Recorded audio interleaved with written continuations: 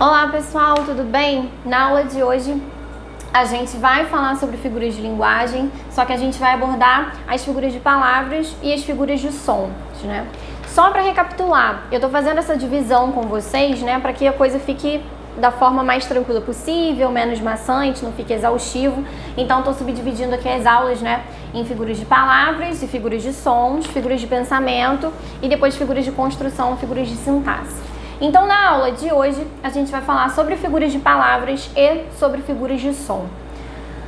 Primeira coisa, por que a gente caracteriza, né, une essas figuras de linguagem aqui dentro das figuras de som? Das figuras de palavras, desculpa. Porque as figuras de palavras, elas se caracterizam pela substituição, né, o nome já diz, pela substituição entre palavras, entre termos, desde que haja entre essas palavras, entre esses termos e ou essas expressões, alguma proximidade, alguma similaridade. Tranquilo? Então a gente caracteriza as figuras de palavras, né, as figuras que fazem parte aqui do grupo de figuras de palavras, como aquelas em que, em determinadas situações, a gente promove a substituição de um termo por outro, né? Havendo entre esses termos algum tipo de proximidade, de similaridade, principalmente aí na significação. Tranquilo? Então, quando a gente começa aqui a falar de símile ou comparação, como eu sempre falo para vocês, eu gosto de mostrar os dois nomes porque pode aparecer de uma forma ou de outra. Ainda que o termo comparação seja muito mais usual, e eu já tenha visto assim, né, com experiências de provas e tudo mais, apareça bem mais do que a símile. Mas é importante que vocês conheçam esses dois termos, tá? Símile ou comparação.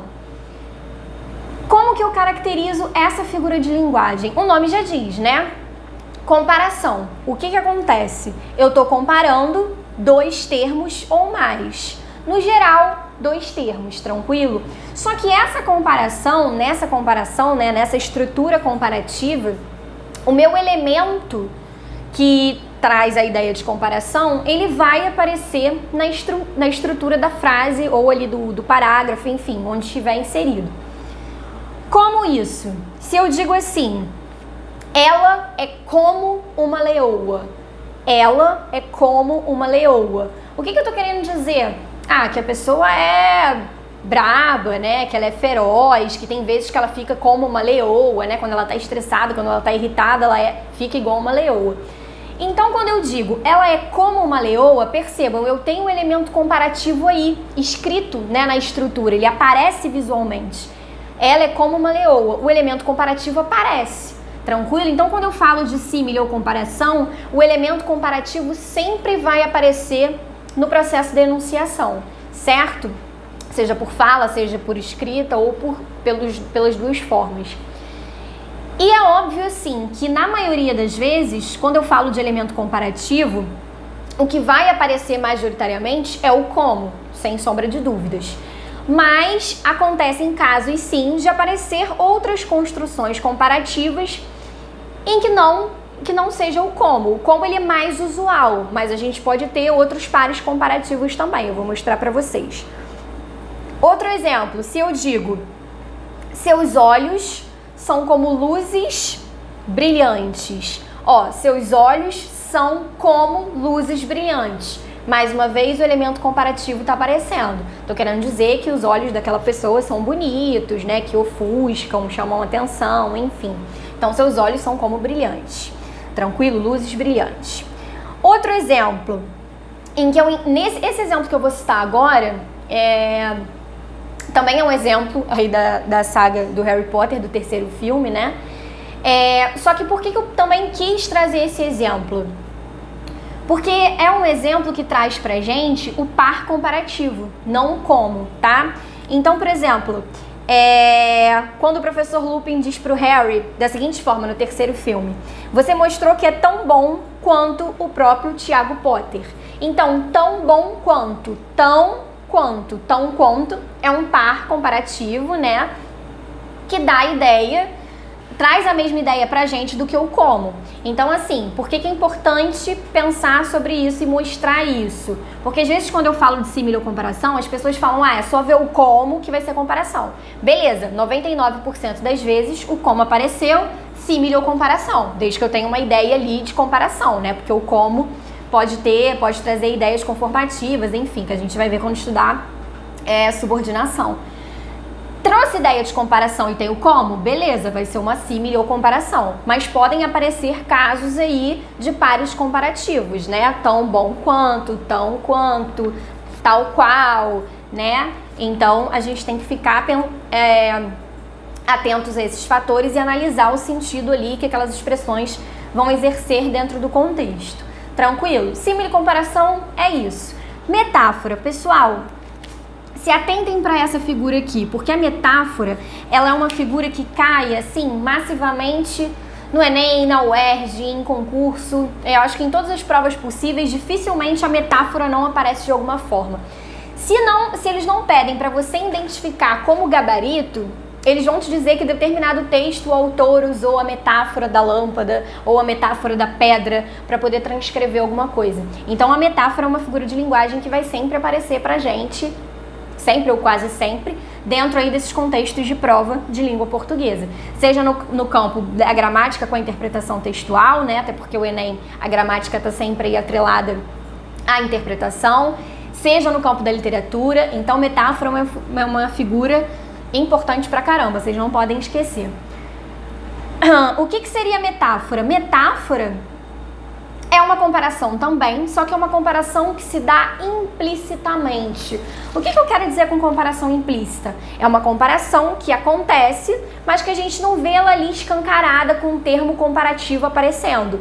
Só que mentalmente a gente consegue inserir esse elemento comparativo dentro da metáfora mentalmente, porque ele não vai estar ali grafado, né, na estrutura sintática. Mas mentalmente eu consigo inserir esse elemento comparativo e consigo depreender que aquela estrutura é uma metáfora. Como assim? Se eu digo uma frase do Fernando Pessoa, meu pensamento é um rio subterrâneo.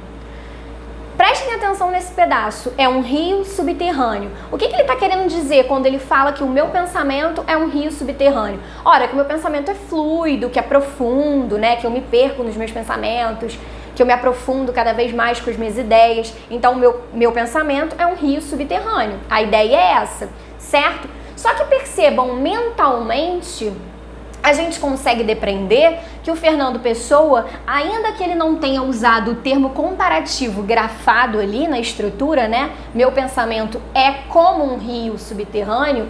Mentalmente, a gente consegue inserir esse como eu acabei de fazer com vocês, e a gente depreende que é uma comparação sim, só que é implícita porque esse elemento comparativo não está aparecendo na estrutura, grafado. Mas mentalmente, se a gente consegue encaixar esse elemento comparativo, a gente já sabe que é uma metáfora. Tranquilo? Outros exemplos. Se eu digo, a menina é uma boneca, a menina é uma flor, eu estou dizendo que ela é como uma boneca, que ela é como uma flor. Implicitamente esse como tá ali trazendo a ideia pra gente, né? O que eu quero dizer quando eu falo que ela é uma boneca? Que ela é delicada, que ela é graciosa, que ela é bonita, tranquilo? Quando eu digo também, vamos voltar aqui de novo para Harry Potter, uma fala do Dumbledore, né? Quando ele diz assim, palavras são na minha nada humilde opinião, nossa inesgotável fonte de magia, capazes de causar grandes sofrimentos e também de remediá-los. Então, quando ele diz isso, palavras são nossa inesgotável fonte de magia, percebam, palavras são como nossa inesgotável fonte de magia. Tranquilo? Então, se ele diz que as palavras são como uma fonte de magia, né, uma inesgotável fonte, o que ele quer dizer? Né? Que as palavras são poderosas, né? Que elas podem tanto auxiliar nos seus problemas ou não, tranquilo? Porque elas têm poder, a gente tem que ter cuidado com as coisas que a gente fala, né? Então a ideia dessa fala dele é justamente isso. Quando ele associa a palavra aí a algo tão poderoso como uma magia, é porque ele está querendo dizer que as palavras têm um poder, sim, certo? E dependendo do contexto em que a gente usar, como falar com alguém, né? Isso pode causar aí consequências, né? Boas, benéficas ou não. Tranquilo? Então aqui eu também tenho um caso nessa fala do Dumbledore de metáfora sim, porque eu tô fazendo uma comparação, né? Ele tá comparando as palavras com a inesgotável fonte de magia e ele tá fazendo essa comparação sem usar o elemento comparativo, mas a gente consegue associar isso implicitamente. Por isso, metáfora, comparação implícita. Tranquilo? Continuando, metonímia. Metonímia nada mais é do que a substituição, né, que mais assim caracteriza a própria definição das figuras de palavras, é quando eu tenho a substituição de um termo por outro, né, desde que essa substituição obedeça essa regra aí de similaridade e proximidade de significado entre as palavras. Então, se eu digo assim, li Graciliano Ramos. Ora, você não leu Graciliano Ramos, você não leu Machado de Assis. Você leu as obras do Graciliano Ramos, você leu as obras do Machado de Assis, certo? Então aí a gente tem a metonímia, eu tenho a troca de um termo pelo outro, né? Que no caso aí seria o autor, né? Para representar a obra. Você leu Graciliano Ramos ao invés de falar que você leu as obras do Graciliano Ramos, ao invés de falar que você leu as obras do Machado de Assis. Tranquilo? Outro exemplo, comprei um Gillette. A mesma coisa, a gente fala muito isso, mas na verdade o que você comprou foi a lâmina de barbear, só que você fala a marca ao invés de falar o produto, né? Então uma metonímia caracterizada aí da marca pelo produto, tranquilo? Se eu digo secava as pratas, ninguém seca as pratas, a gente seca a louça que possivelmente é feita de prata, seja o talher, seja o prato, tranquilo? Então aí eu tenho a troca da matéria pelo produto. A mesma coisa se eu digo a Inglaterra invadiu a França, que é o continente, para representar o conteúdo, porque o espaço físico Inglaterra não invadiu nada. Quem invadiu a França possivelmente foram os ingleses, né? As pessoas que fazem parte da Inglaterra. Então eu tenho aí a substituição o quê? Do continente, do que está dentro, pelo conteúdo. A mesma coisa se eu falo, estava morrendo de fome, comi 2 pratos de comida ontem. Você não comeu 2 pratos, você comeu o que estava dentro. Então, mais uma vez, aí a troca do continente pelo conteúdo. Se eu digo, João não tem nem teto para morar, né? Eu tô dizendo o quê? Que ele não tem casa. Só que o teto aí está associado à casa, a parte para representar o todo. Tranquilo? Então, por aí vai. São vários casos de metonímia, né? Continente por conteúdo, matéria por produto, enfim. São vários casos, mas a gente não precisa decorar de fato o nome de cada um deles. A gente só precisa saber identificar que são casos de metonímia. A mesma coisa quando eu digo, fumou um Havana, né? Na verdade, o Havana é o quê? É uma substituição que você usa aí, né, do lugar pelo produto para indicar que você fumou, na verdade, um charuto fabricado em Havana. Também exemplo de metonímia. Tranquilo? A gente não precisa decorar os casos da metonímia, a gente só precisa se deparar com eles e saber identificar que é metonímia. Tranquilo? Catacrese. Catacrese é extremamente usual, né? A catacrese a gente costuma caracterizar como tipo de metáfora forçada, né? Como assim? É aquela palavra emprestada, né? Surgem termos na língua que a gente não consegue nomear especificamente, com nome científico, por exemplo, e a gente dá uma palavra emprestada, um nome emprestado para poder designar essa palavra.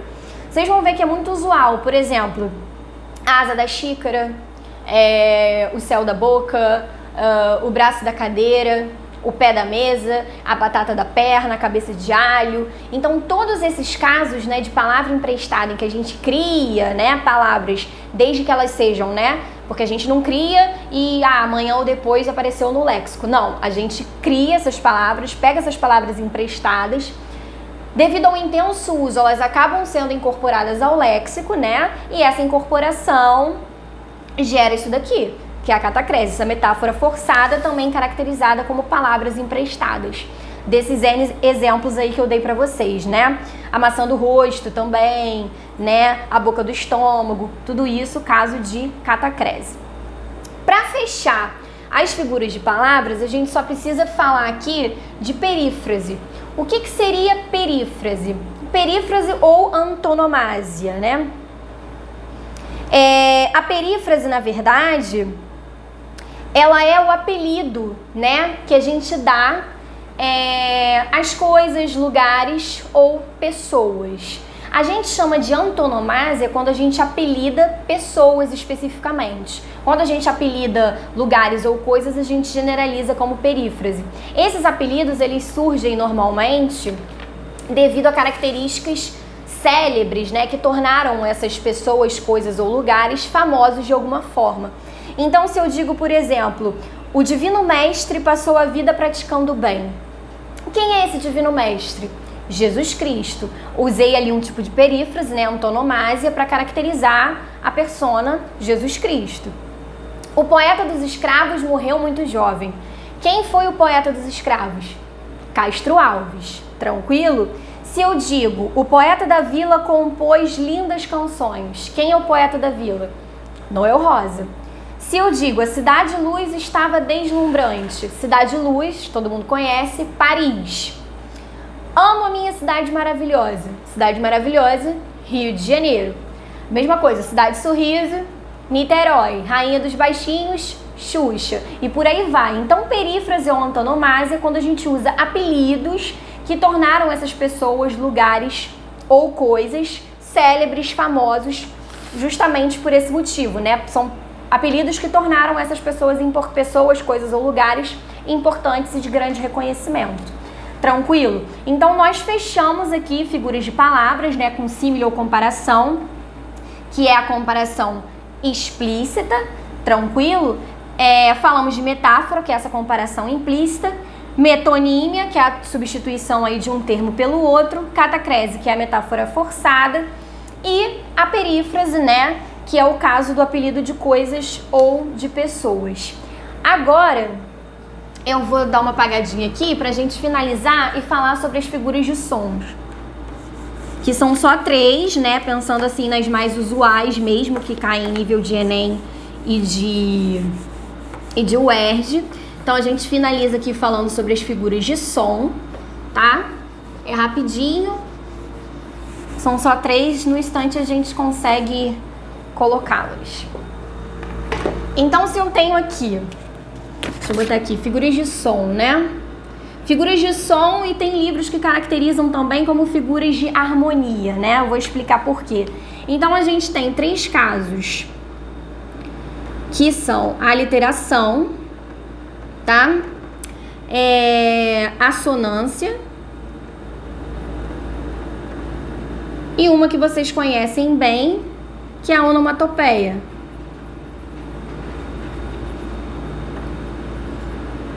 Como que a gente caracteriza as figuras de som ou figuras de harmonia? O próprio nome já diz, né? Figuras de som ou figuras de harmonia são aquelas figuras que a gente caracteriza para dar aquela sonoridade àquele discurso que foi produzido, né? Para dar uma ênfase na sonoridade, né? E tanto que geralmente essas figuras, elas são completamente usuais dentro de canções, né? De poemas que tendem a ser ritmados, musicados, para realmente explorar a sonoridade, né? A expressividade das palavras dentro do campo aí sonoro. Por isso, figuras de som. Aliteração, nosso primeiro caso. Como que eu classifico a aliteração? A aliteração é a repetição dos sons consonantais. Então, quando eu digo assim, vim, vi, venci, que é uma frase do Júlio César. Vim, vi, venci. Ó, percebam, vim, vi, venci. Repetição do V, né? Do V. Se eu digo 3 pratos de trigo para 3 tigres tristes, eu tenho a repetição enfática aí do T, né? Do T e do R em alguns casos, mas mais ainda do T. Então, a aliteração, repetição consonantal ali dentro da estrutura, da mesma ou uma ou 2 consoantes na mesma estrutura. Assonância, repetição vocálica, tá? Então, se a aliteração é repetição consonantal, a assonância vai ser uma repetição vocálica. Exemplos, se eu digo Nutella alegra a galera, mas só Nutella na tigela para deixar a vida bela. Quais são as repetições vocálicas que eu tenho aí? Eu tenho a repetição do A e do E, né? Nutella alegra a galera, mas só Nutella na tigela para deixar a vida dela. Então eu tenho repetição do E e do A, certo? Se eu dou como exemplo para vocês a canção do Djavan, né, a linha do Equador, que diz assim, um trecho: essa desmesura de paixão é loucura do coração, né? Ó, eu tenho a repetição de paixão e coração, do A e do O aí se repetindo. Fora que se a gente pegar a análise da música inteira, a gente consegue encontrar vários outros casos de assonância, porque eu tô aqui resumindo para vocês. Tranquilo? E onomatopeia, para finalizar, o que que seria? A onomatopeia é quando eu exponho, reproduzo graficamente um som que eu faço corriqueiramente. Tranquilo? Então, por exemplo, se eu digo assim, o tic-toc do relógio avisava que havia pouco tempo para acabar a prova. O tic-tac, percebam, eu escrevi o tic-tac do relógio. Eu reproduzi o som que aquele objeto fez graficamente. Ou se eu digo, cocorocó fez o galo às 6 da manhã. Também reproduzi o som do galo graficamente. Qualquer som que eu reproduza graficamente, eu vou traduzir como onomatopeia. Seja o barulho de alguém batendo na porta, seja o barulho de choro, barulho de grito, tudo que eu grafar e transcrever para escrita, qualquer ruído, vai ser um caso de onomatopeia. Tranquilo, pessoal? Então a gente conseguiu caracterizar as figuras de palavras e caracterizamos aqui as 3 figuras de sons mais usuáveis aqui pensando em Enem e UERJ, ok? Por hoje é só. Não esqueçam de se inscrever no canal, de dar o link no vídeo e de ativar o sininho para que vocês fiquem por dentro de todas as notificações, tá? Beijos, é isso e até a próxima.